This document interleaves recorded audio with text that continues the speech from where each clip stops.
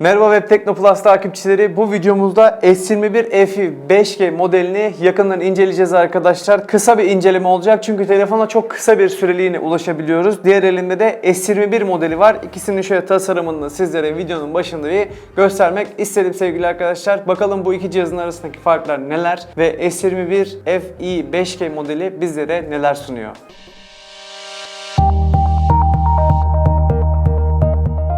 Şimdi ben cihaza böyle FE falan diyorum ama arkadaşlar buna S21F diyenler de olacak, S21F 5G diyenler de olacak. Hani aramızda böyle model isminin sorunu olmaz diye düşünüyorum ve teknik detaylarıyla ilerlemek istiyorum. Aslında telefonu elime alır almaz ilk hissettiğim şey tasarım anlamında tabii ki S21'de bizlere hissettirilen premium havanın aynısının bu cihazda da yaşatılmaya çalışılması oldu. Hani başarılı olabilmişler mi derseniz bir miktar malzeme kalitesinde farklılıklar var sevgili arkadaşlar. Mesela örnek vermemiz gerekirse etraftaki çerçeve alüminyum ve biraz daha böyle bizim elimize aldığımızda daha parlak olmayan bir alüminyum malzeme kullanılmış durumda. Aynı şekilde arka kapakta da bir polikarbon plastik kullanılmış. Tabii bunun sebebi de şu: cihazda bulunan terse kablosuz şarj özelliği ve kablosuz şarj özelliklerinde görevini tam yerine getirebilmesi için böyle bir kapak tasarımı tercih etmişler. Yani eğer duymak isteyenler varsa aranızda geliştirilmiş bir plastik malzeme diyebilirim sizler için, arkadaki kapak için konuşmak gerekirse.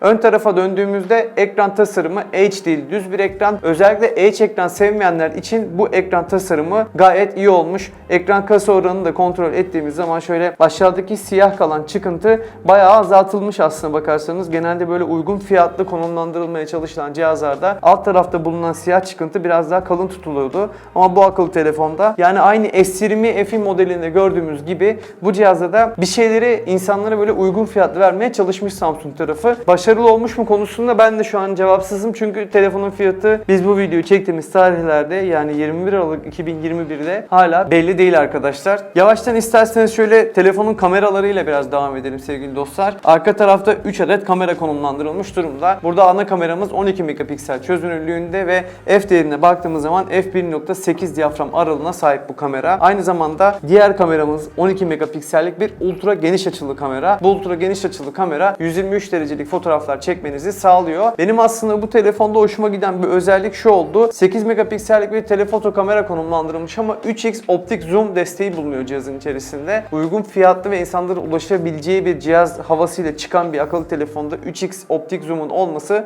bence güzel olmuş. 30x'e kadar da bir dijital zoom cihazın içerisinde bulunuyor ki birkaç fotoğraf çektim. Hani işledikten sonra hiç fena sonuçları bizlerle buluşturmuyor ama zaten hani şöyle bir durum var arkadaşlar. Bu zoom konusuna her zaman aynı şeyi söylüyorum. Firmalar bu zoom seçeneklerini cihazlara ekliyor ama birçok zoom seçeneği aslında günlük hayatta çok kullanılabilir değil. Ancak 3x'ler, 5x'ler bayağı hayat kurtarabiliyor. Ama 30x'in de olması hani uzaktaki bir tabelayı okuyamadığınız zaman böyle zoom yapıp okuyabilmeniz açısından işinizi görebilir. Telefonun video seçeneklerine ve ön kamerasına doğru devam ederken ben telefonu Ecem'e verdim arkadaşlar. Bir yandan da telefonun kendi kamerasıyla bu bölümü çekmek istedik biz sizlere video kayıt seçeneklerini daha net gösterebilmek için.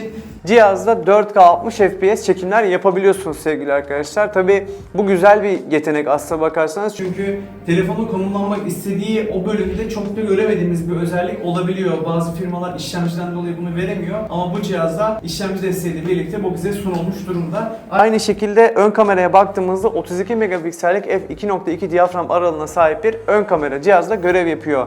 Ben kameraları henüz kapalı ortam dışında test edemedim ama buradaki ışıklandırmayı da test ettiğimde şunu gördüm arkadaşlar. Anladığım kadarıyla gün ışığı altında güzel fotoğraflar çekebileceksiniz bu cihazda ama şu anda dediğim gibi test edemediğim için net bir şey söyleyemiyorum. Kapalı ortamda çektiğimiz fotoğrafları zaten bu kamera bölümü boyunca gördünüz.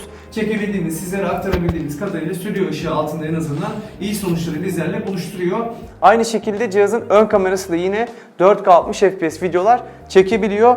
Bunlar güzel detaylar, özellikle sosyal medyada paylaşım yapacak insanlar için kaliteli videoları çekmeniz mümkün olacak diyebilirim sizlere.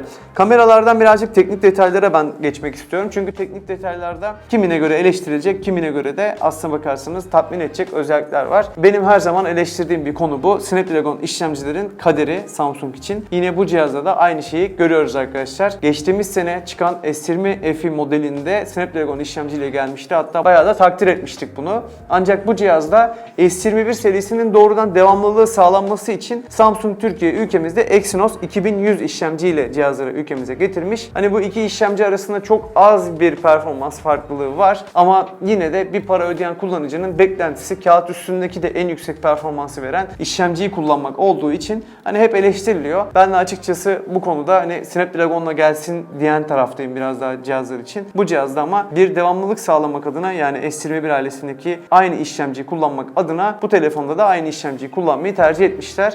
Farklı depolama seçenekleri, farklı RAM seçenekleri var. Ama ülkemizde satılan modelde 8 GB RAM sabit olmak üzere 128 GB'lık depolama ya da 256 GB'lık bir depolama ile bu cihazlar satılacak. Fiyatları da buna göre değişecek sevgili arkadaşlar. 4 farklı rengi var. Bir tanesi az önce elimdeydi, Ecem'e verdim. Ama şurada var yine yeşil rengi. Şöyle göstereyim sizlere de. Detaylarda da görürsünüz. Siyah rengi, lila rengi ve tabii ki beyaz rengi. Ben şu anda renklerin tam marka isimlerini bilmediğim için doğrudan kendim gördüğüm şekilde sizlere aktarmak istedim. Birazcık telefonun yazılım tarafına da değineyim ve sonrasında da sizlere ekran detaylarını aktaracağım arkadaşlar. Yazılım tarafında cihazlar arkadaşlar Android 12 ile geliyor ve son sürüm One UI sürümü içinde bulunuyor. Yani One UI 4.0 ile geliyor. Hem arayüzün güncelliği açısından hem de Android versiyonunun güncelliği açısından takdir ettim açıkçası. Hani kutudan böyle çıkıyor olması da avantaj olmuş. Android 13'ü de çok yüksek ihtimalle alacak bir akıllı telefon S21F modeli sevgili dostlar. Cihazın tabii ki ekranına değinmezsek olmaz. Diğer modelden farkı ne derseniz, yani bir önceki serisi S20F modelinden bu cihazın farkı ne derseniz de ekran arkadaşlar 6.41 inçlik Full HD Plus bir ekran paneli. Bu ekran panelinde Samsung'un şu ana kadar tanıttığı en güncel ekran paneli olan 2x'lik dinamik AMOLED panel bizimle buluşuyor ve bu panelde aynı zamanda da 120 Hz'lik bir yenileme hızı var. Bu yenileme hızı dinamik olarak ayarlanıyor. Her zaman 120 Hz özelliğini maalesef kullanamıyorsunuz ama dinamik olarak sizin durumunuza göre telefon ihtiyacı algılayarak yüksek yenileme hızı ile, yani 60 Hz ile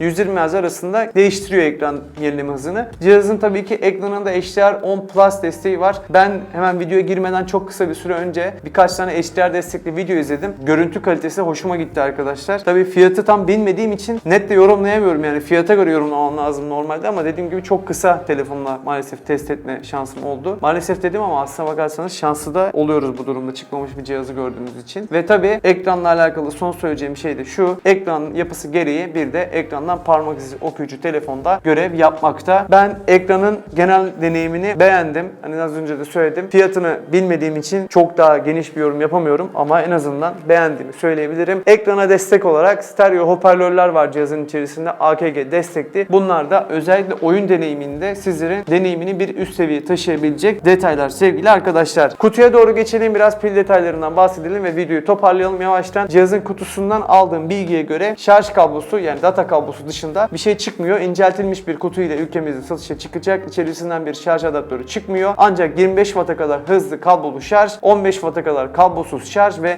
tabii ki kablosuz terse şarj özelliği de, yani kablosuz şarj paylaşımı özelliği de var Samsung'un deyimiyle cihazda. IP68 özelliği var. Bu IP68 sayesinde de suya ve toza karşı dayanıklı bir akıllı telefon olmuş. S21F modeli 5G desteği de var bünyesinde. Tabii bu da ülkemizde 5G kullanılmaya başlandığında 5G'ye hazır bir cihazın elinizde olacağını bizlere gösteriyor. Ben cihazı genel anlamda beğendim mi sorusuna sizler için cevaplayayım. Güzel bir akıllı telefon olmuş. Fiyatını henüz bilmediğim bir cihaz ancak benim beklentim fiyatının 10.000 TL altında olması yönünde. Evet, biliyorum fiyatlar değişti. Tabii ki ben videoyu çekerken şu anda döviz kuru ne? Belki video yayınlandığında döviz kuru ne olacak onu da bilmiyorum açıkçası. Son durumda bu fiyatlar artık biraz daha normalleşti. Ancak benim tahminimce 10.000 liranın altında olursa bu telefon biraz tercih edilebilir bir model olabilir. Sizler de düşünüyorsunuz bu telefon hakkında? Beğendiniz mi? Yorumlara yazın. Beklentileriniz ne olurdu? Başka ne olsa sizi daha çok tatmin eder cihazda, onları da yazarsınız. Videoyu da beğenmeyi ihmal etmeyin sevgili arkadaşlar. Bir sonraki videoda görüşene kadar kendinize çok iyi bakın. Hoşça kalın.